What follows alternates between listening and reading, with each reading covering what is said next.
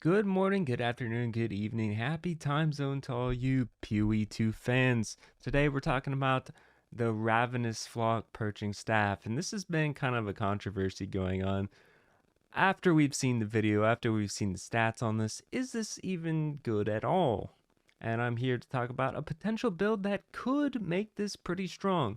Let me explain to you what I have in mind. A raven joins the flock for every one total power of enemies slain by you or your minions. Now this can stack really quick, and the big thing here is it's you or your minions. So what I want to do, the main theme of this build, is to build a Ember Fusillade with Raven's Flock. So even if we kill enemies off screen with the Ember Fusillade, we'll still add ravens to our flock and keep the size of our circle expanded. Because right here, what's not really said on this note is how long does the circle stay expanded for once you've hit the limit. Alright, so this is the build we got, and let me just say there's a lot we can get for minions. So first big thing is we get about 108 increased minion damage just from this line right here. Gigantic Falling will make your minions gigantic, which will give them 20% more damage and 20% more health and 20% increased size. Since RF has a minion tag, this should give it 20% more damage. Over here, we get Reservation Efficiency, more minion damage going all the way up. Over here, there's some pretty good minion damage nodes and increased damage. So we're increasing the minion damage and our damage at the same time. So that's pretty beefy. We get mana. We get some energy shield. We don't actually care about energy shield with this build, and I'll explain why in a second. But we did pick it up because it serves a purpose. Now these nodes are optional. I'll explain why I have them. But essentially, we are doing a mana stacking build. If we go over here, we got Eldrick's Battery, which converts 100% of our maximum energy shield into mana. Mana costs are doubled, so that's why we went for some of the cost efficiency, some mana regen, and recovering mana on kill. So we'll get 4% of our max mana on kill back. Now, this is a two-parter, so we got the Eldrick's Battery, and we got Mind Over Matter. All damage is taken from mana before life, 50% less mana recovery rate. And this part of the tree is just busted. I don't know why they thought this was okay, but up here, we get 3% increased spell damage per 100 maximum mana. Now, let's say we're going min-maxi, right? We're going min-maxi. We've managed to get 8,000 mana. This is our health pool of 8,000 now. Divided by 100. That's 80. Now 80 times 3. Now we get 240 increased spell damage. So you can see how mana stacking can be kind of crazy. So we're going to run Compressed Duration 2 or Deliberation. Deliberation just gives you more damage. It slows you even more when you're casting.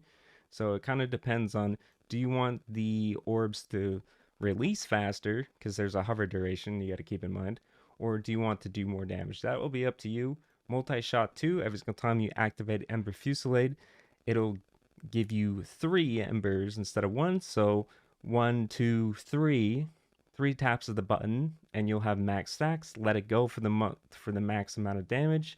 Ember Fusillade does 5% more per hit on the same enemy. So against bosses, you want to max stack and then let go to get the most amount of damage. Rapid casting, obviously for cast speed.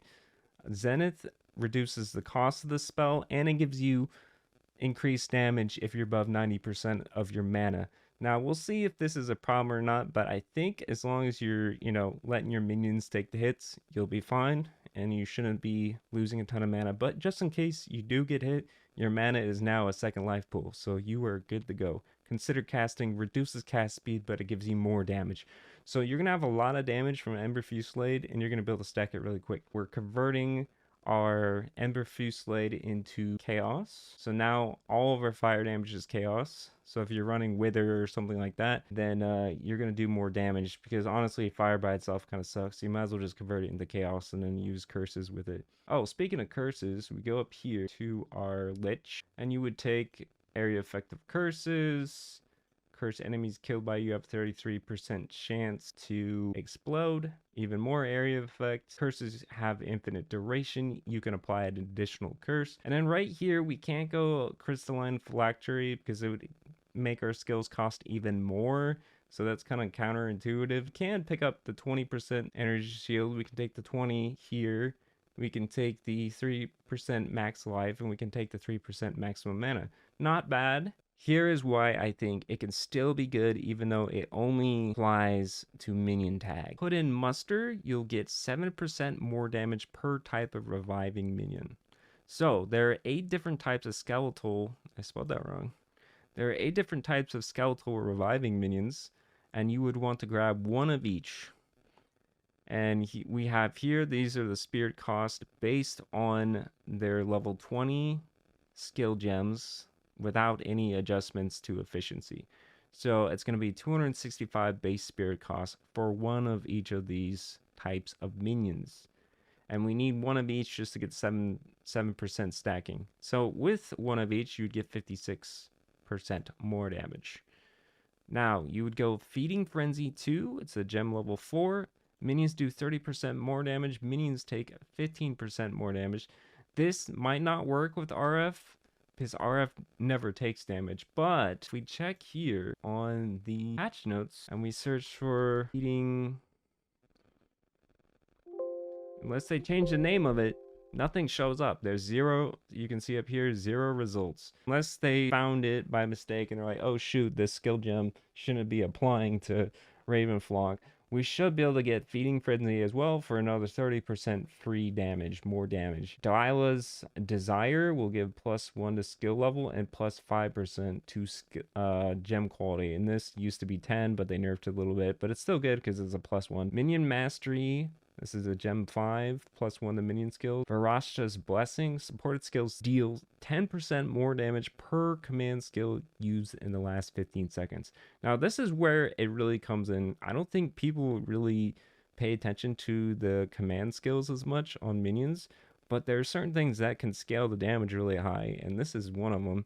Obviously, you got to be level 65 here just to get it, and it's a lineage support. So it might be kind of pricey. We'll see. It's probably not used very much, so maybe it'll be cheap. Who knows? Maybe I'll change that. Everyone's like, I need to get it. It's so OP.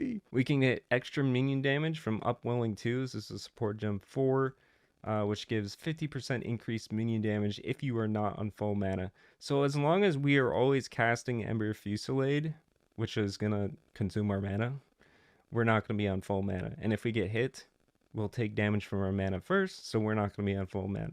So most of the time, this will be up, and we'll get 50% more minion damage. You would have to put this in time of need because I'm pretty sure this can't be socketed into Ravenflock because Ravenflock only has the minion tag. But you should be able to put it into time of need. So here's our total minion damage from what we got here from the support gems. We'll get 86% more damage. We'll get +2 levels.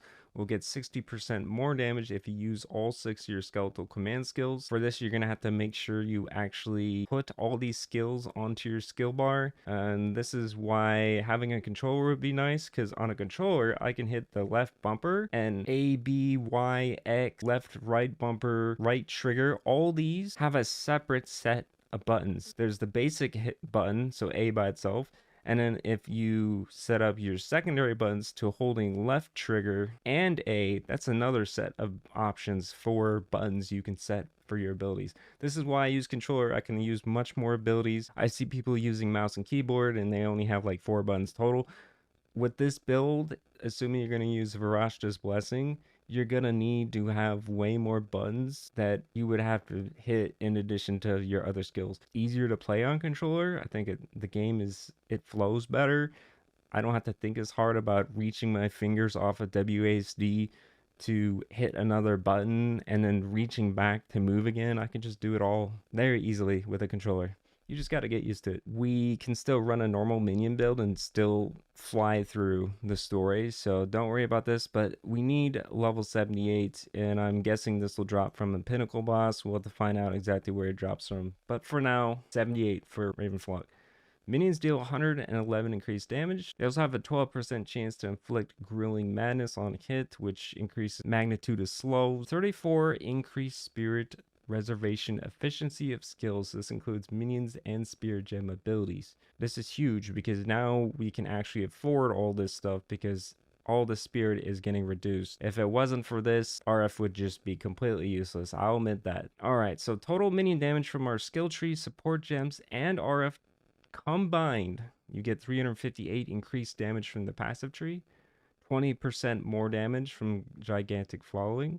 You get 50% increased from upwelling, 146 more assuming you use all 6 of your command skills.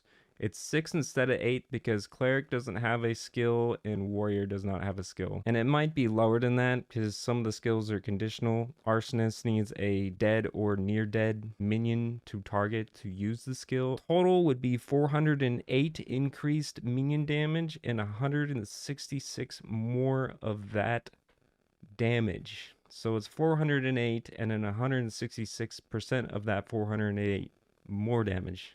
So you can see here, just this line alone, the potential is still there. We don't have as many things to scale it with, but the options, the actual damage to scale it is still there. And this isn't even our main damage. Our main damage is going to be Ember Fusillade because of our mana stacking spell damage. You don't need to worry about it too much. By the time you get here, the RF is mostly going to be to finish off enemies that get too close to you. They get through your minions, they get through your Ember Fusillade, and then they die to your RF. Alright, here is the gears setup. You need level 65 to get this. It gives you 100 spirit.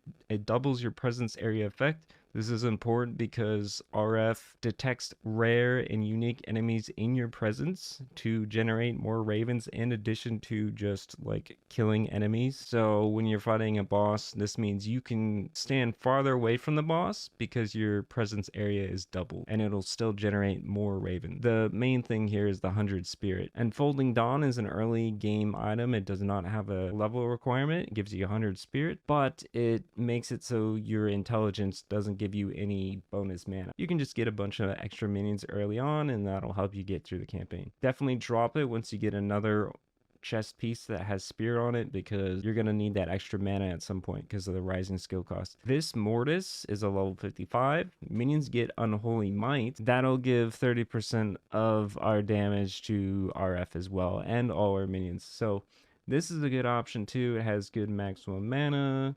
It has good energy shield. Both of these will combine together to give you even more. If you want a more reliable option for more defenses, Warrior Invictus is a solid one. It's level 65. This is a late game customizable item. Probably a lot of people are already familiar with this item.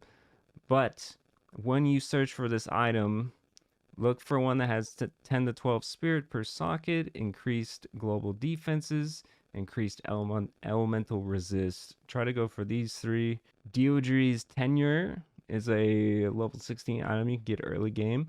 It's perfect for raising your spell damage because this will give you 100% increased spell damage. It reduces your cast speed a little bit, but that's not a big deal, and it's an ES item, so even late game I might still think this is best in slot for this kind of item because of how much spell damage you get on just one piece of armor, which is kind of crazy. The Bones of Ullr is also a level 16 item, so you can get it pretty early. You get 20 to 30% increased reservation efficiency for minion skills. Early game powerhouse for minion stacking. For your amulets, you want to look for your best max ES, increased global defenses, increased spirit, and plus levels to minion skills. Anything else is up to your discretion, but these are the best stats because anything energy shield related will just turn into mana, which will turn into even more spell damage. Same with global defenses. Increased spirit will let you get more minions. Rings, we want to go for double unset rings because with this build, we have 8 different skeleton skills and we only have 9 skill slots. Having 2 unset rings will increase our skills from 9 to 11, and this gives us the 3 slots we need for Ember Fusillade, Blasphemy, and Time of Need. We're going Blasphemy because the Lich already has like curse bonuses, so we want to make sure we're at least casting a curse or two. Whatever. Time of Need is just a good healing spell to get rid of curses that we get inflicted. Alright, so total for the minions is going to be 46% efficiency, which means one of each of our minion types will only cost 122 compared to the original 265 base spirit cost for one of each of these. So depending on our gear, on what you want to use, you could get several more of each minion type. You can kind of pick and choose which ones you want more of.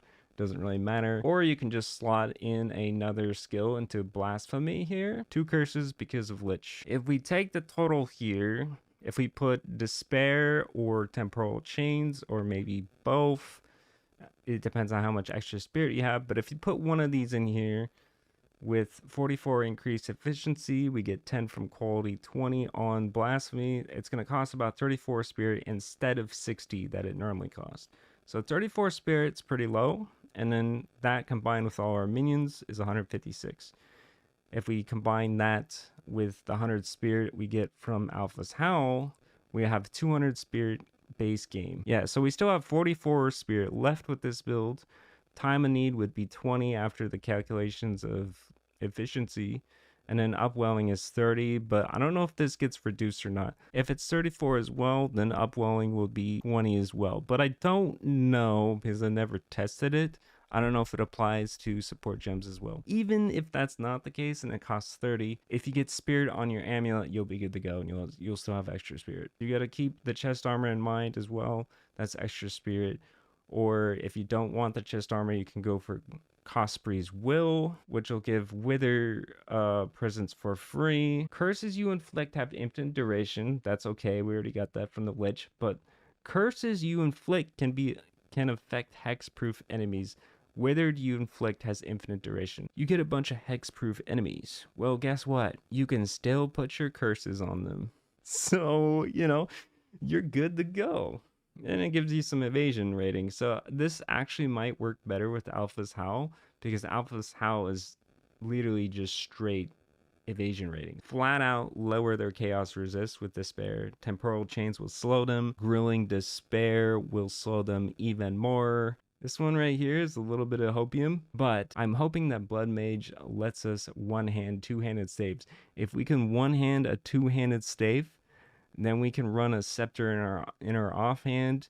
We can get the Dark Defiler Scepter, which will give us increased extra damage as chaos damage, 5% per minion that we have. That's huge. That'll give us 100 extra spirit. We could go with a Bis Scepter for the most stats for minions in our presence. That would be insane as well. It all depends on what you want. But if we can get a scepter in our offhand, we can just stack minions like crazy. For your skeleton skills, I would recommend running Meat Shield just to keep your minions closer to you. With this build, we don't actually really care that much about our minions' damage from our minion skills, because we want the damage from the RF instead. So Meat Shield is really good just to make your minions take way less damage. They'll still do a lot of damage, but they'll just be way more tankier, because if all your minions die, that's one of your defensive layers that's gone. Take Last Gasp as well. That'll make them die 4 seconds after they actually die. We can get splash damage for all our melee minions. We can put Rage on our melee minions. We can put Rapid Attacks on our melee minions. We can put Cold Attunement. Our RF is going to apply Grilling Madness, and it'll increase the magnitude of any chill we inflict. If you feel like, even with gigantic minions, that your minions are dying too fast, you can always substitute out a few of these nodes. Just go for this right here. Vile Mending. Minions have more life. They regenerate 3% of their max life per second. There is a new website. I don't know if everyone's seen this yet, but it's natworthgithub.io PoE2 skill tree. Basically, this has the new updated skill tree. So if you want to plan your build and see what kind of stuff you can make, what kind of adjustments you're going to make to your build that you wanted to play, you can go here. I'll put the link in the description below so you can check it out yourself. Anyways, I think I covered everything on this build. Let me know what you guys think. Do you think this is viable? What do you think? Do you want to try this yourself? Personally, I just really enjoy Ember Fusillade. You can take advantage of curses and mini damage. Those are my thoughts, at least. I hope you have an amazing day. Let me know what you think in the comments section below. Did I miss anything that would crazily increase the damage on this build? Let me know. I want to know. I can't wait to try this out. All right. See you in the next one. Bye-bye. Yeah.